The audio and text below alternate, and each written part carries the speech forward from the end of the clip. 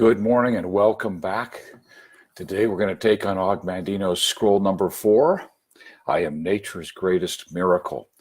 Going to give everybody just a couple of moments to jump on with us this morning. It's been so exciting to see so many come with us. Just a couple things that I want to share with everyone. You may not know this, but we've spent a couple of million dollars perfecting the Habit Finder assessment so that we can measure the very habits of thinking Og Mandino is teaching us to either overcome or master as we go through the 10 scrolls. Really want to encourage you. We've had 100,000 people go through this process. We give you the whole thing. Just go to habitfinder.com and let us serve you. Take that assessment. Find out which habits of thinking are holding you back. And when you do, the specific area you're going to want to look at in your habit finder is myself. The discussion today is around that specific area of thought. Do I see myself unconditionally? How do I feel about my physicality, my belief system? How do I respond when someone has a different belief? How do I feel about the contribution I'm making? How do I feel about the challenge that I've had in my life? Am I still dragging them around behind me and feeling shame for past mistakes? Go take your habitfinder.com. It's the third section down in the report, myself, and just take a look after we have this discussion today. If you've taken it, go take a look. If you haven't, get the assessment. It only takes 15 minutes to complete it. You'll be surprised. Now, as Og said, don't be concerned about brevity or simplicity of the scrolls. Don't be concerned about the brevity or simplicity of taking the assessment. It's Cantor's transfinite calculus, the formal science of axiological mathematics, all wrapped up in being able to measure how you think. Simple for you to take, very complex in the background. Well, it's great to be with you. Last night I had the privilege of speaking with Chad Hymas, along with Jeff Olson and Chantel McBride at an event called 3 Men and a Lady. This is the 7th time we've done it. It's our holiday give back to the community. Packed house. It was really fun last night to be with him. Chad, when he spoke, he said, I have challenges with whiners. And then he spelled it, WHY-NERS, whiners. Why me? Why is this happening? Why is my hair like this? Why is my body like this? Why is my husband or wife like this? Or my friends like this? Or my children like this? Or why are my finances like this? Or my job like this? And he was encouraging all of us to shift from the whiners, don't be a whiner, to being asking questions of how can I use my uniqueness to put a footprint on this planet? And that's really our discussion this morning, because Og starts this scroll with these words. Since the beginning of time, never has there been another with my mind, my heart, my eyes, my ears, my hands, my hair, my mouth, and I would add my habits of thinking. None came before, none live today, and none that come tomorrow can walk, talk, and move and think exactly like me. All men are my brothers, yet I am different from each. I am a unique creature. I am nature's greatest miracle. Then he tells us something so powerful and poetic. He says that within me burns a flame. Feel it?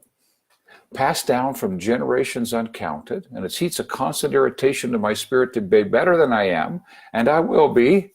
I will fan these flames of dissatisfaction and proclaim my uniqueness to the world. What is he saying to us? I think there's 2 parts. 1, I believe that in our most quiet, private moments, we know that we're meant to do something significant with our life, with our uniqueness.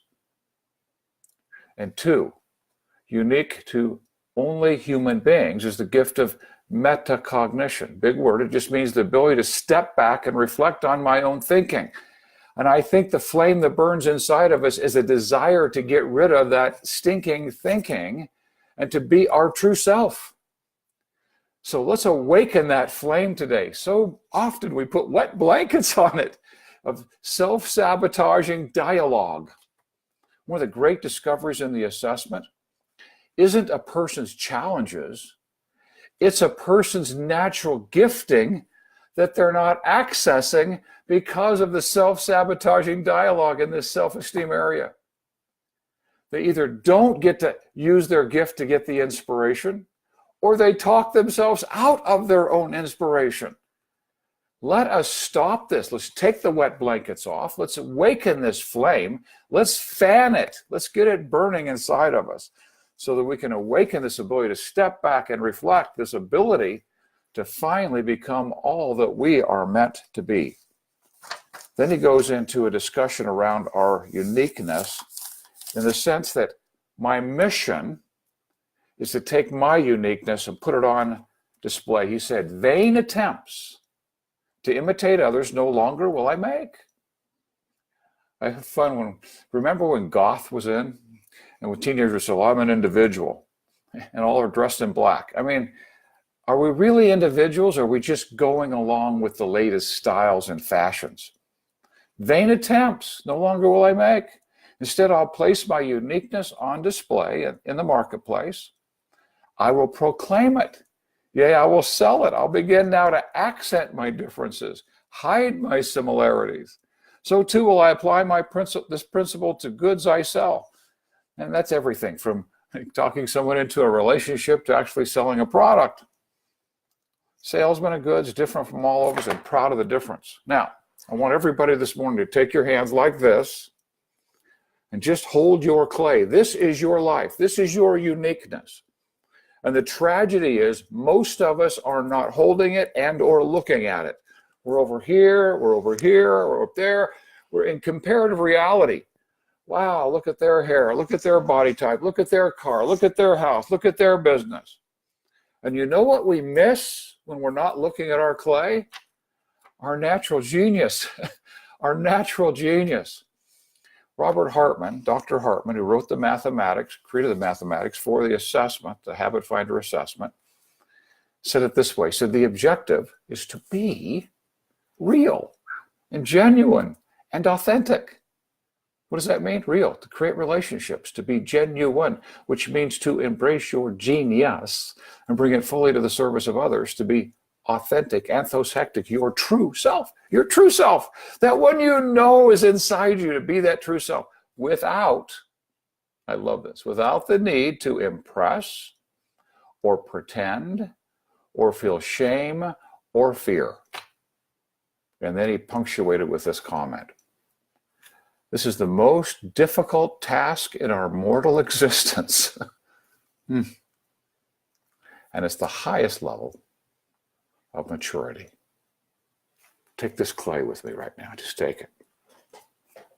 And I want you to look at that clay, your uniqueness, your gifting. Yes, all the warts and challenges or deaths or relationships, all that too, but the whole thing. And just say, I choose me. I choose me. Because we only have two choices. We choose me. I choose me. Then I can focus on all the gifting, all the uniqueness. I can put it on display. I can take my life experiences. I can use them empathetic to serve other people. I can take down walls of resistance if I'm focusing on my clay and how I can use it to make this a better planet. Or I spend the rest of my life in resistance and resentment, in comparative reality and in frustration, wishing I was someone else, somewhere else, doing something different. Oh, may we today, before you go to bed tonight, have this moment with yourself. You deserve it. I choose me. And I'll often hear, but Dave, you don't know my clay. And I say, it's your clay. It's your clay, uniquely given to you for a reason. Do you know what it is? It's time to own it, find it, execute it. Because he goes on to say after this, I'm not on this earth by chance. I'm here for a purpose. You are here for a purpose. That purpose is to grow into a mountain, not to shrink to a grain of sand. Henceforth, this is a beautiful affirmation. Henceforth, I will apply all of my efforts to become the highest mountain of all, not in comparison to, with my clay the highest mountain possible, and I'll strain my potential until it cries for mercy. Then he challenges us to improve our manners, to improve our knowledge, to use our mind, to expand. We only use a small part of our mind. We only use a small part of our energy. Let us maximize the purpose of our creation. The world needs you.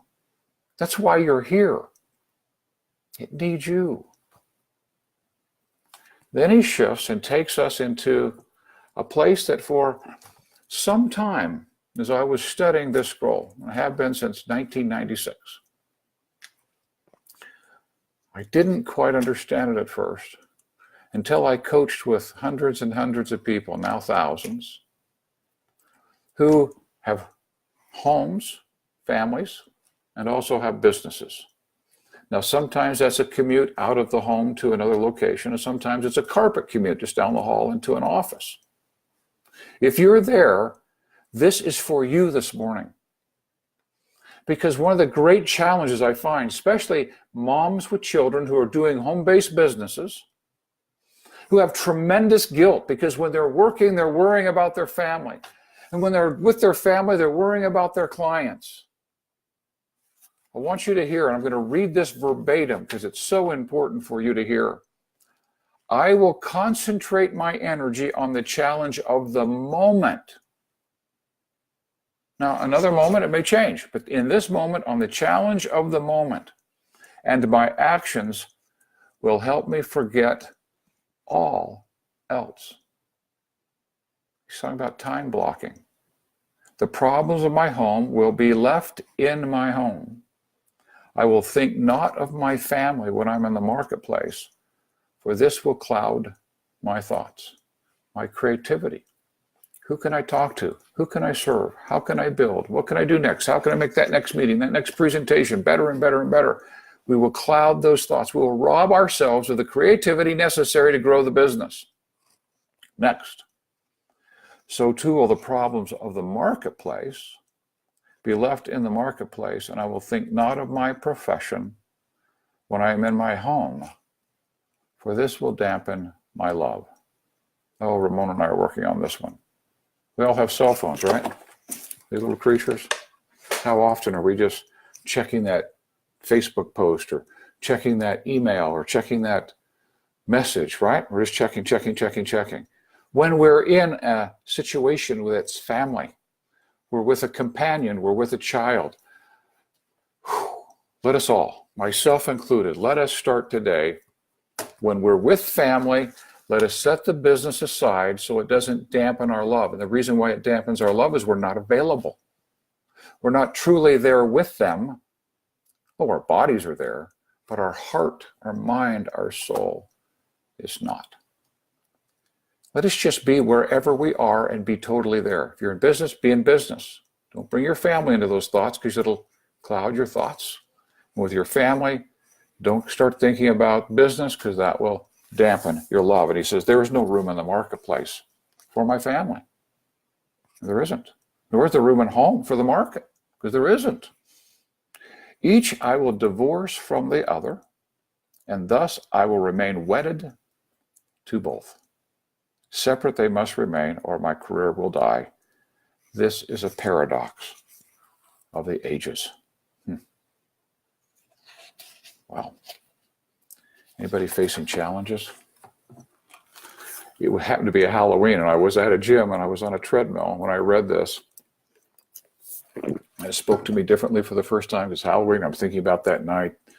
Kids all dressing up in costumes and going out trick-or-treating, etc. This was so poignant that day. Let's read this. I've been given eyes to see and a mind to think. And now I know a great secret of life. Ooh, I love it when he says it. I want to hear what he's going to say. A great secret of life. For I perceive at last, finally, I get it, that all my problems, discouragements, and heartaches are in truth great opportunities in disguise. I will no longer be fooled by the garments they wear, those costumes, right? For mine eyes are open. I will look beyond the cloth, beyond that ghoulish costume, and I will not be deceived. I am nature's greatest miracle. We want miracles in our lives, and sometimes we are standing right in the middle of one. We just don't see it until after it's complete. Then in retrospect, we go, wow. I was with a client yesterday who had a major business challenge about 2 months ago, and he finally said, nope, there's got to be a reason for this. He reported yesterday that one of the biggest breakthroughs financially in his life came as a result of that other deal falling apart. He said, that was my teacher. It prepared me for this. If I'd have stuck there, I would have missed this. And he literally said, my income will triple this year. Do we look at our problems and challenges and discouragements in that way? That they are actually opportunities in disguise? This will help us with our esteem, because what do we say when something happens? Remember that whiner? Why me? Why is this happening to me? It's that man that said to me in tears, I can almost touch it. I can almost taste it. Why can't I have it? What's wrong with me? Does God not love me? We have a tendency when things go wrong to look inside and say, what did I do wrong? Have I sinned? Have I failed? Am I not good enough? Could it be we were just given a great opportunity in disguise to take our life to a whole new level, which we will want to find by seeing those moments for what they are, those opportunities in disguise. So in conclusion, Og writes, no beast, no plant, no wind, no rock, no lake has the same beginning as I. For I was conceived in love and brought forth with a purpose. With a purpose. In the past, I have not considered this, that I have a purpose. There's a reason for me.